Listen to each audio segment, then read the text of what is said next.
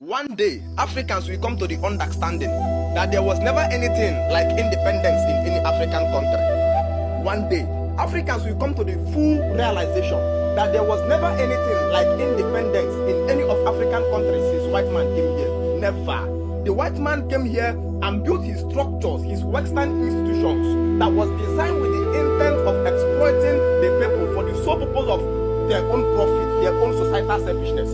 The white man left his nations, came down to African nations and built institutions, democratic institution, Western education institution, the legal system institution, monogamy institution, the police institution, the media institution, all with the intent of his exploiting African people. But when the battle became tough, the white man began to draw a graph of how do I control these people from action from a distance in physics. So how do I begin to control these people? How can I decide how these people live their life without being in their nation? So the white man planned how to run Africa from action from a distance.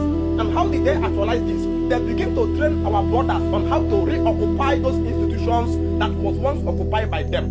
So we are not independent, no sir. They are only left, but the institution that was designed with the intent of exploiting us is still there, now being managed by our own brothers. And I'm going to give you some instances this morning. Because the day you met Light of Africa is the day you met emancipation of brain. I'm engineering African Renaissance, a project of reviving and restoring the lost culture of African man, the lost culture of African man. Number one, when you look at the type of police that was available in the days of the colonial masters, you discover the police was designed with the intent of protecting the colonial masters and subjugating the villagers to shame and victims. So you see the police following the colonial masters. They follow the colonial masters everywhere they go with the intent of protecting them, and they never cared about protecting the civilians. Today, you look at the type of police we have today, you still see police who follows governors, you still see police who follow senators, you still see police who follow artists in Obo, you see police who follow prominent men, but they never care about protecting anybody in Oboka. There was no police protecting anybody in Amori. So the same type of police that was designed with the intent of protecting the colonial masters and then subjugating the poor people, the poor mass. You will think the police is in your village to protect you. You are a fool. Police is in your village to destroy self-defense. So you cannot fight and defend your life against yourself and then protect the rich so that the rich cannot be harmed by the poor. So there was no change. It was not that some people were removed. The white man left and trained their own brothers on how to maintain that same institution that they built.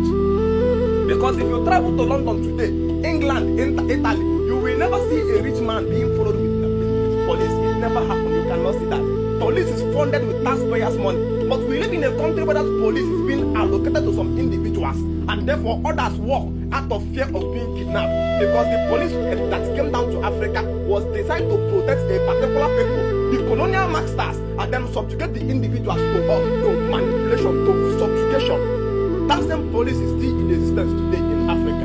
Then they built a democratic system, a government that was designed with the intent of fighting. Dividing the people to fight to elect a leader over a people in Africa that once never fights to find a leader. I came from Igbo land. In our culture, we never fight to find a leader. We practice the Communist Party of every nation. Communist Party of Igbo land, Communist Party of Hausa, where people don't fight to become a king.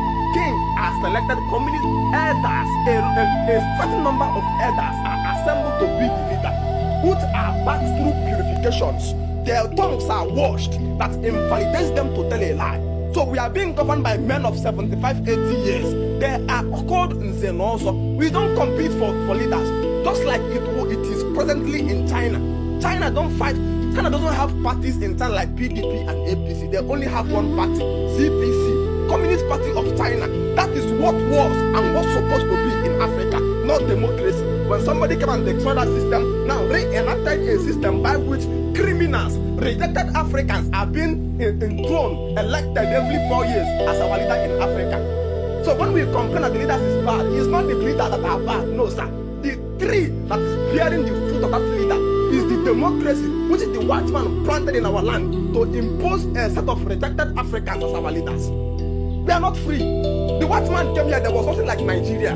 He came and brought Igbos, brought Hausa, brought Yoruba, and forced them together as a nation for the purpose of exploiting the people. When he want to leave, he simply brought trained people who will continue to maintain that country that never showed the same cultural norms for the purpose of exploiting the people. So independence come, there will be nothing like Nigeria in the first place. I'm being very honest with you, because it wasn't in the beginning. That which was from the beginning is called the ancient past. Malikoli Shalabarados. Somebody is shouting that he had independence. Where a man left his land, England, America, and then carried the law that was used in his land, entered your community and said, this will now be the law here. And you are asking the person, no sir, this was not how we do things here. We have the laws of the land in our community. Please allow us to use our law. There was once a law that was here that would make us to select who is our leader. You says, no sir, I came with the law of England. The law of England will now impose a governor, a rejected idiot, as the new governor of Enugu State, the governor of Anambra State, the governor of Ebonyi State. We are now telling the person that we are Africans. We are not being governed by one-man leadership. We don't have, there is no one man that carries the sense to arrogate the control of millions of people in Africa. We are governed by elders. The man says, no sir, I left my country to subjugate you. I'm about to leave, but I will train your brothers to continue to replace that thing you are doing. So when you complain about bad governance, the leaders are not corrupt. The leaders are a set of rejected people in Africa that were being imposed on you by our colonial masters. Democracy.